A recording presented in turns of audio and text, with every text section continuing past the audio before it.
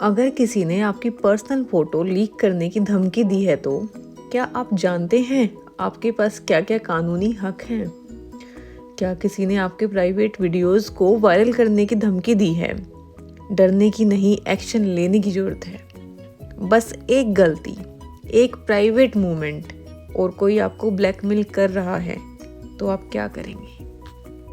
या फिर किसी ने आपकी फ़ोटो एडिट करके इंस्टाग्राम पर डाल दी और पैसे मांग रहा है या फिर वायरल कर देगा, तो क्या करें ऐसे सिचुएशंस में? चलिए इसे कहानी के माध्यम से समझते हैं। क्या होता है जब प्यार भरोसा बन जाए और भरोसा एक धमकी? आइए एक कहानी के जरिए समझते हैं। ये कहानी है श्रेया की। श्रेया एक मिडिल क्लास की एक लड़की, दिल्ली में एक प्राइवेट कॉलेज में पढ़ती थी। अपने सपने लेकर आई थी, टीचर बनने के।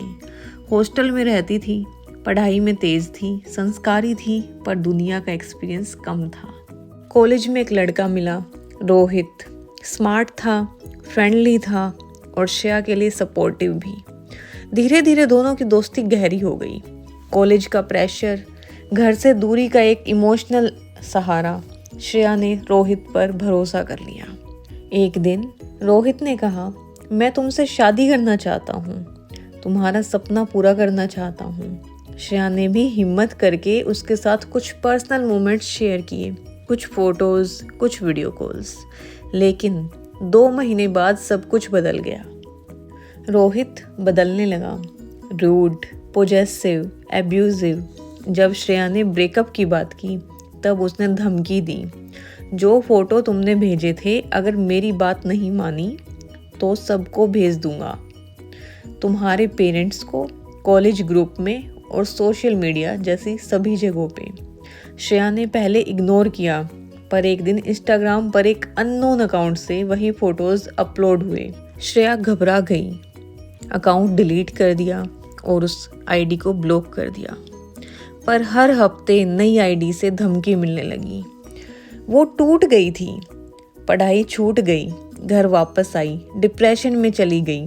समझ नहीं आ रहा था क्या करे, कहाँ जाए। आखिर उसने एक एनजीओ से मदद ली। वहाँ से उसका केस साइबर क्राइम सेल तक पहुंचा। ये कहानी सिर्फ श्रेया की नहीं, हर कॉलेज, हर सिटी, हर ऑनलाइन प्लेटफॉर्म पे एक श्रेया है जो कभी ना कभी किसी पे भरोसा करके अपनी इज्जत और मेंटल हेल्थ दोनों को खो देती है। नमस्ते दोस्तों, आज के वीडियो में मैं बताऊंगी अगर आपके साथ श्रेया के जैसा कुछ होता है तो आप क्या करें। सबसे पहले आप समझिए, अगर कोई आपकी पर्सनल फोटो या वीडियो का मिसयूज करता है, चाहे वो आपकी परमिशन के बिना ही ली हो या आपने कभी भरोसा करके दी हो, तो ये जुर्म है। Indian panel code section 354C और भारतीय न्याय संहिता सेक्शन 77 वॉयरिज्म। अगर किसी ने आपकी प्राइवेट इमेज बिना आपकी परमिशन के ली है और उसका मिसयूज किया है तो उसको 3 साल तक की सजा और फाइन हो सकता है। दूसरा, आईपीसी सेक्शन 292 एंड 293 और भारतीय न्याय संहिता 295 और 296 ऑब्सीन मटेरियल पब्लिश करना। जो लोग आपकी प्राइवेट इमेजेस या वीडियोस को फॉरवर्ड करते हैं उन पर ऑब्ससेनिटी का केस भी लग सकता है। इसके अलावा section 66E of IT act, privacy violation, किसी के कंसेंट के बिना उसकी पर्सनल इमेज क्लिप शेयर करना पनिशेबल है, 3 साल तक की सजा और फाइन हो सकता है। इसके अलावा section 67A of IT act, sexual content publish करना। अगर इमेज, वीडियो सेक्सुअल नेचर की है तो ये सेक्शंस लगते हैं जिसमें 5 साल तक की सजा और 10 लाख तक का फाइन हो सकता है। अब बात आती है आप क्या कर सकते हैं। स्टेप 1, सबसे पहले प्रूफ कलेक्ट कीजिए।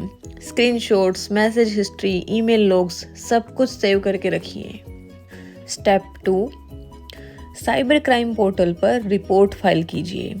ये सेंट्रल गवर्नमेंट का ऑफिशियल पोर्टल है, यहाँ आप एनोनिमसली भी रिपोर्ट कर सकते हैं। तीसरा, आप अपने नियरेस्ट पुलिस स्टेशन में FIR भी लॉन्च कर सकते हैं, आईपीसी के सारे सेक्शंस मेंशन करके। चौथा, सोशल मीडिया प्लेटफॉर्म्स पर content take down request file कीजिए। इंस्टाग्राम, फेसबुक एक्सेट्रा को डायरेक्ट रिपोर्ट करना। 5वां, एनजीओ और वुमेन हेल्पलाइन से साइकोलॉजिकल सपोर्ट लीजिए।